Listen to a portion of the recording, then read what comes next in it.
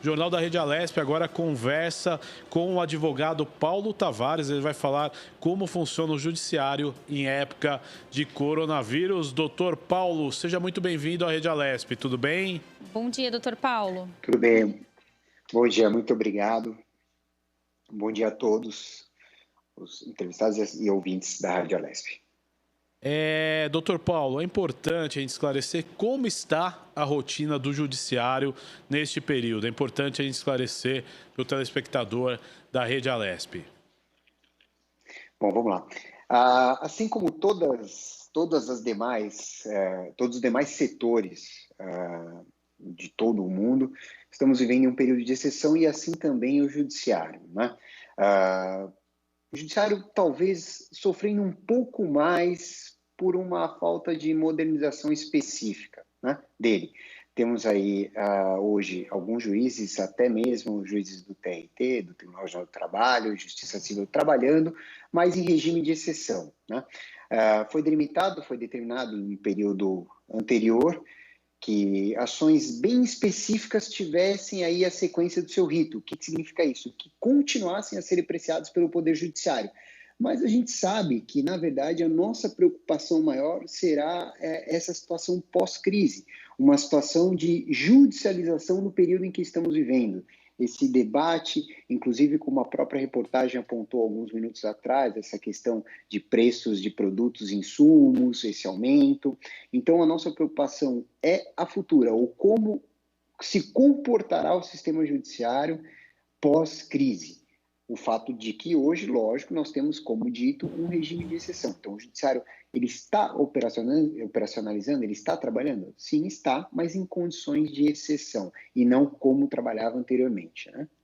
Agora, doutor, corre-se o risco de um acúmulo muito grande de processos para depois que passar toda essa crise e, de repente, o judiciário ele não tem a logística para dar conta desses processos e cada vez mais os prazos vão vencendo e as dificuldades vão aumentando nesse sentido? Com toda certeza. É uma das preocupações que nós temos. Não podemos determinar que isso ocorrerá, mas a probabilidade é muito grande que aconteça esse aumento de demanda, até porque vamos pensar como um funil, né?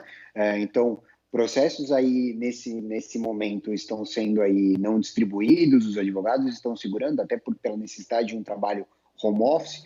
Como dito, o judiciário, apesar de, na minha visão, determinar ou ter um sistema mais atrasado, ele já realmente implantou algumas modernidades que possibilitam o advogado hoje peticionar online, ter algumas informações de e-mail, tem comarcas específicas realizando atendimento por e-mail, mas é óbvio que seria insano da minha parte, inclusive, pensar que não haveria um acúmulo de processos. Existem medidas, inclusive, hoje, existe até um projeto de lei determinado pelo senador Antônio Anastasia, que é professor de Direito, tentando determinar uma regra nesse período de exceção, né? Tentando apresentar uma situação de regra. Mas sim, eu acredito que haverá um aumento nessa demanda e haverá talvez uma necessidade de modernização ainda maior do judiciário, o que se torna necessário em qualquer época, não só nessa época de pandemia, para atender essa questão. Doutor, aqui é a Tayana e eu tenho uma questão.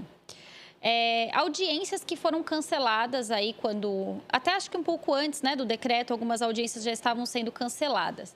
Quando houver o retorno, né, quando tudo estiver normalizado, inclusive no judiciário, como serão feitas de novo esses reagendamentos, né? Porque a gente sabe aí que existem várias questões, por exemplo, pensão alimentícia, divórcios, que às vezes são coisas que as pessoas têm pressa. Como que vai ser distribuído isso? Tem alguns casos que vão ser colocados como urgência para conseguir reagendar? Como que vai ser?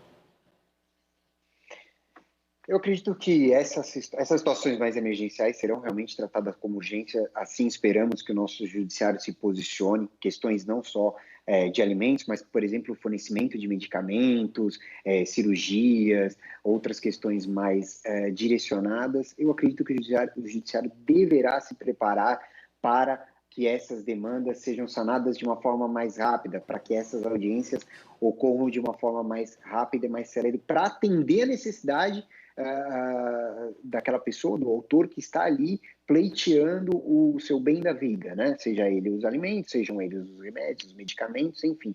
Mas sim, existe aí um entendimento de que essas audiências serão reagendadas tão logo retorne essa situação. Lembrando que, nesse período de exceção, esses ritos processuais de alimentos ou de fornecimento de medicamentos, eles não foram alterados por completo. Existe uma preocupação do Poder Judiciário em atender essa demanda, mesmo nessa época de exceção.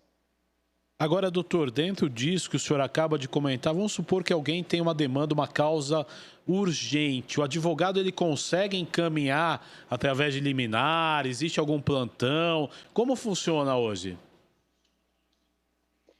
Sim, ele consegue apresentar essa demanda para que o Poder Judiciário aprecie, né? É óbvio que, mais uma vez, nós não podemos considerar que isso seria apreciado ou será apreciado na velocidade que vivíamos anteriormente. Não acredito que isso vá ocorrer. Mas, sim, ele tem condições plenas de hoje peticionar, requerer o que lhe é de direito, medidas emergenciais. Eu acho que nesse quesito o judiciário também se mostra muito solícito e empático para atender a demanda dos consumidores, dos autores como um todo, ou da população que necessita da instrumentação jurídica para ver saciados os seus direitos, né? Doutor, lembrando que o judiciário ele não parou completamente, né? Na verdade, o que foi restringido foi o acesso a tribunais, audiências que foram canceladas, mas existe aí um trabalho por trás que continua sendo feito, é isso? Exatamente, a gente tem aí 2 pontos a serem considerados. Na verdade, o judiciário ele suspendeu os prazos, nós tivemos um período inicial descrito, depois uma ampliação desse prazo, porque assim como eu disse no começo da nossa entrevista, assim como os demais setores da nossa sociedade, o judiciário está trabalhando com informações praticamente diárias, né? Então nós tivemos no início dessa situação de pandemia uma expectativa de normalização, ela não ocorreu, então os prazos foram estendidos, a suspensão dos prazos, eles tiveram uma extensão, né? Mas de acordo com o que eu citei anteriormente, esses pedidos emergenciais, os pedidos de necessidade que detenham uma certa urgência, continuam a ser analisados. A grande dificuldade ou a grande incógnita é como, vamos trazer um exemplo à tona, como nós vamos executar uma situação dada numa medida de urgência. Por exemplo, eu entro, peço uma liminar para um cliente, vamos trazer o caso aqui de medicamento. Como se dará essa operacionalização depois que o juiz conceder essa liminar? Isso ainda é uma dificuldade ou não existe uma uniformização dessa situação. Mas, em relação à questão os prazos estão suspensos, mas o judiciário está trabalhando sim em medidas excepcionais e medidas que possam atender a demanda da população. Doutor, eu quero agradecer muito a sua participação no Jornal da Rede Alesp de hoje. Sempre Obrigada, doutor. o espaço aberto aí para o senhor esclarecer as dúvidas jurídicas, tá? Muito obrigado. Eu agradeço a atenção de vocês e um bom trabalho a todos. Falamos aí do funcionamento dos fóruns, né, do Estado de São Paulo e os trâmites jurídicos aí para se entrar com uma ação em tempos de pandemia de coronavírus.